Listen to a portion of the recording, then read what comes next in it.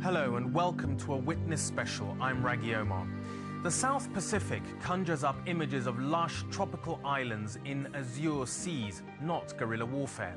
But Bougainville, off the coast of Papua New Guinea, witnessed one of the most remarkable and hidden conflicts in the world. It's a David versus Goliath story of a native people's victory over one of the largest multinational mining corporations. The locals were armed with only bows and arrows and a determination to stop the mining giant from destroying what they saw as their pristine island. It was a truly grassroots movement fighting for environmental justice and self-determination. When filmmaker Dom Rotheroe landed on Bougainville, he had no idea he was sailing into a coconut revolution.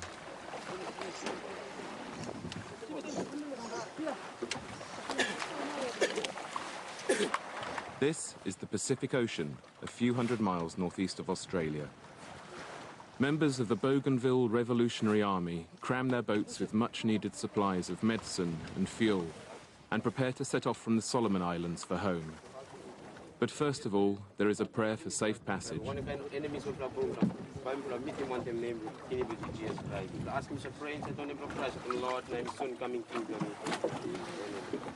Their prayers, I know, will be needed, because home for these BRA guerrillas is the little-known island of Bougainville, where they're fighting an even lesser-known war of independence with Papua New Guinea. It's 1997, and for 7 years Papua New Guinea has blockaded the island. Its gunboats and helicopters patrol these waters with shoot-to-kill orders, which means we have a 3-hour gauntlet to run. I'm here because this is a war for which Britain is also responsible. It was the huge mine that a British company dug on Bougainville which provoked the fighting, and it was Britain's casual redrawing of the border a century ago that turned it into war. Breaking down on that border as we enter Papua New Guinea sea space seems about the worst place to do so. I scan the horizon for gunboats, knowing we're carrying so much fuel that just a stray bullet will be enough to fry us. The horizon, however, stays serene. This is a route that's cost many lives, yet it's Bougainville's only channel to the outside world. It is also the only way in to the longest and bloodiest conflict in the Pacific since World War II. Just as we near the island, the horizon loses its serenity.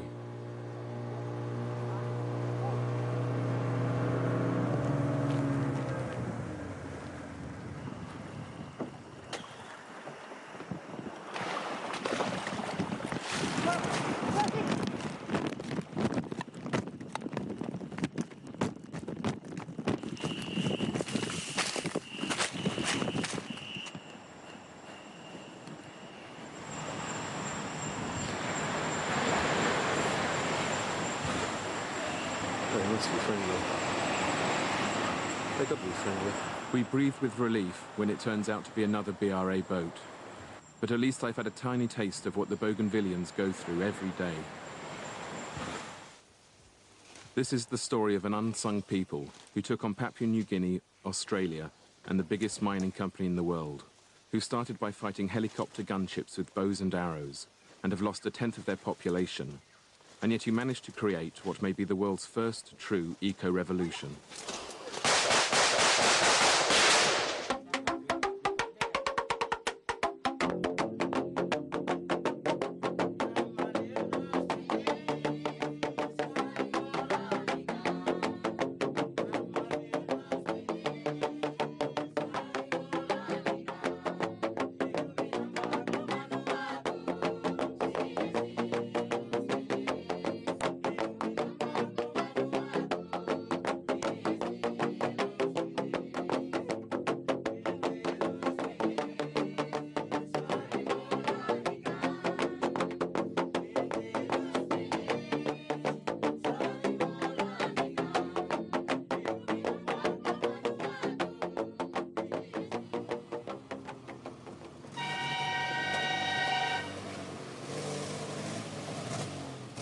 The next morning, we find ourselves in the hands of Bougainville Revolutionary Army Commander Ismail Toroama.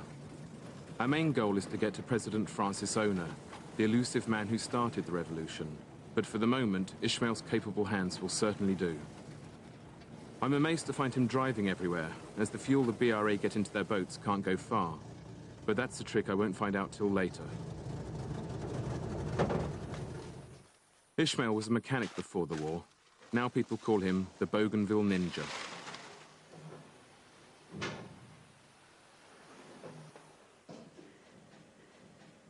Makes my arms feel good. So I could handle the M60. Misa use him to plug on. So now, so naglahan lo mi time me cut this like in serium stop lo right left hand ya. Ninap hold him to mas gun. Tasol. Emi also 1 year tasol now since me kiss him this like incident. Iplas tanap lo beach front. Le mi close to mol maniet. Na oli trauma him tripla M203 grenade. Oli launch me ka one plane missing me, number 2 missing me, number 3 missing me, number 4 one come pass lo hand blow me. Hanya oli nap chop him. I mean no what use, I mean useless.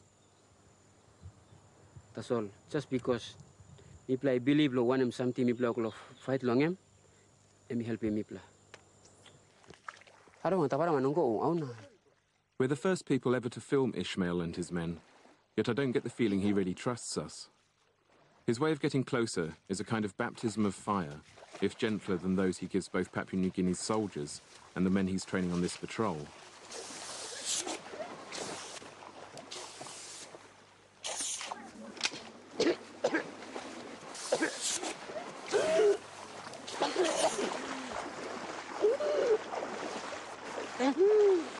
What my sound man and I think might be a smoke bomb turns out to be tear gas. It's Ishmael's way of saying welcome, a short, sharp dose of Bougainvillian reality. After a good cough, cry and laugh together, he loosens up and radios for us to meet Francis Ona.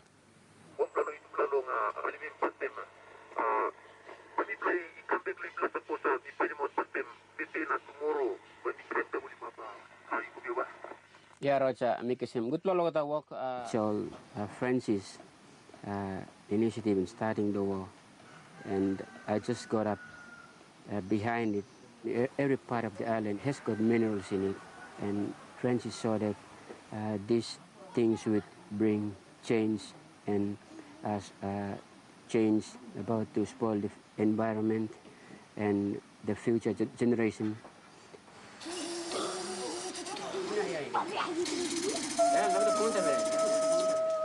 But before we leave, Ishmael gets second thoughts about us seeing Francis. A makeshift generator has blown up one of our camera batteries while it was charging. Last night when I slept,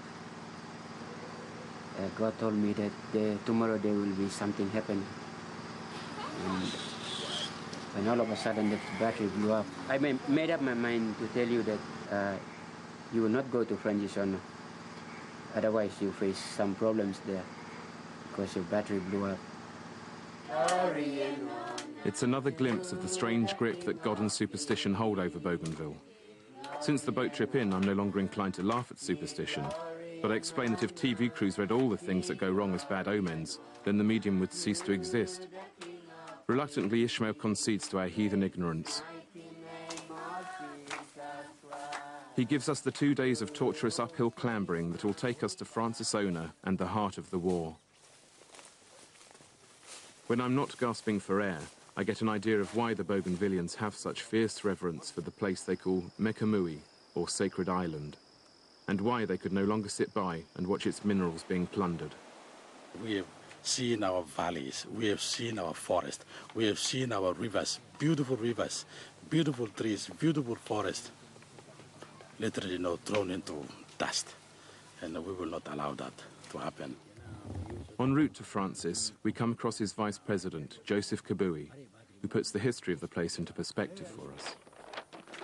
Ever since the French explorer Louis de Bougainville put his name on the map in 1768, the island has gone through an endless game of colonial pass-the-parcel. Geographically, ethnically and culturally, it was always part of the Solomon Islands, but 100 years ago, the imperial powers decided to change all that.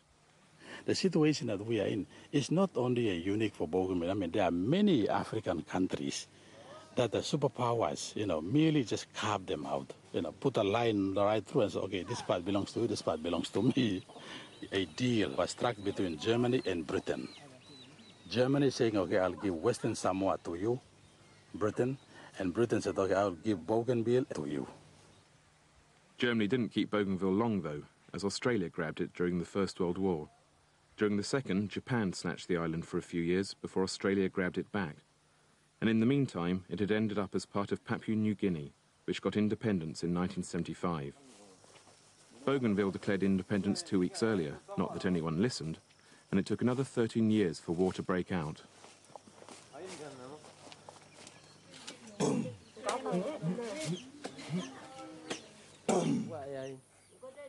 At last we find the man who can really explain why things suddenly changed. Francis Ona is portrayed by many as a humorless, hardline revolutionary. I suspect they never really met him.